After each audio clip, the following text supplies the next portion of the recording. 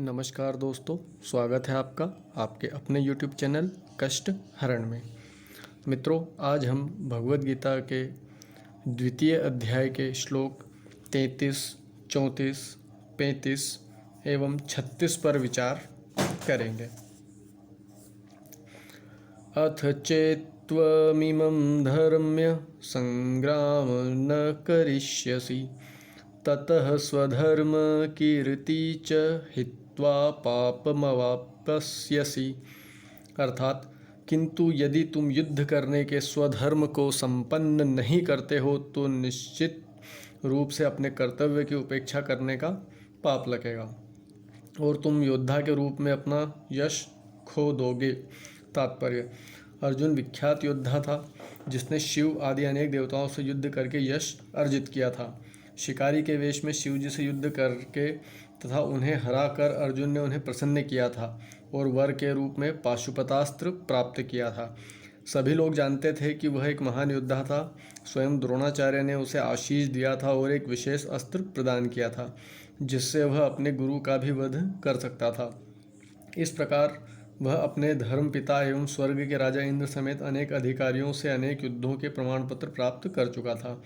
किंतु यदि वह इस समय युद्ध का परित्याग करता तो वह न केवल क्षत्रिय धर्म की उपेक्षा का दोषी होगा अपितु उसके यश की भी हानि होगी और वह नरक जाने के लिए अपना मार्ग तैयार कर लेगा। दूसरे शब्दों में, वह युद्ध करने से नहीं अपितु युद्ध के पलायन के कारण नरक का भागी होगा। श्लोक 34। अकीर्ति चापि भूतानि कथयिष्यन्ति ते अव्ययाम् संभावितस्य चाकीर्तिर्मरणादतिरिच्यते।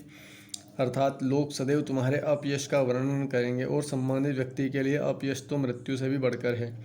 तात्पर्य: अब अर्जुन के मित्र तथा गुरु के रूप में भगवान श्री कृष्ण अर्जुन को युद्ध से विमुख न होने का अंतिम निर्णय देते हैं। वे कहते हैं, अर्जुन, यदि तुम युद्ध प्रारंभ होने के पूर्व ही युद्ध भूमि छोड़ देते हो तो लोग तुम्हें कायर कहेंगे और यदि तुम सोचते हो कि लोग गाली देते रहें किंतु तुम युद्ध भूमि से भागकर अपनी जान बचा लोगे तो मेरी सलाह है कि तुम युद्ध में मर जाना ही श्रेयकर होगा। तुम जैसे सम्मानीय व्यक्ति के लिए अपकीर्ति मृत्यु से भी बुरी है, अतः तुम्हें प्राण भय से भागना नहीं चाहिए, युद्ध में मर जाना ही श्रेयकर होगा।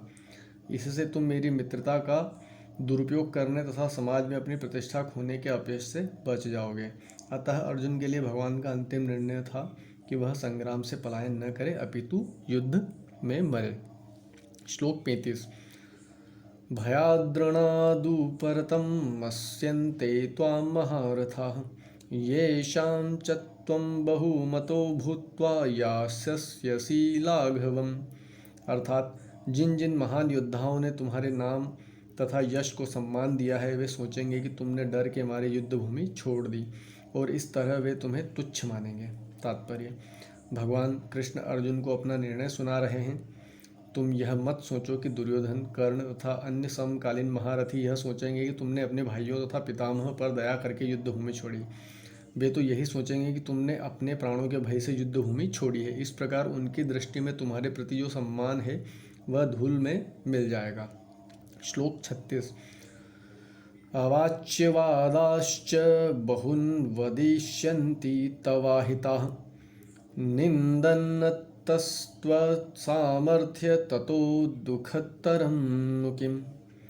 अर्थात, तुम्हारे शत्रु अनेक प्रकार के कटु शब्दों से तुम्हारा वर्णन करेंगे और तुम्हारी सामर्थ्य का उपहास करेंगे। तुम्हारे लिए इससे दुखदायी और क्या हो सकता है। तात्पर्य: प्रारंभ में ही भगवान कृष्ण को अर्जुन के अयाचित दया भाव पर आश्चर्य हुआ था और उन्होंने इस दया भाव को अनार्योचित बताया था। तब उन्होंने विस्तार से अर्जुन के तथाकथित दया भाव के विरुद्ध कहे गए अपने वचनों को सिद्ध कर दिया। हरे कृष्ण। नमस्कार।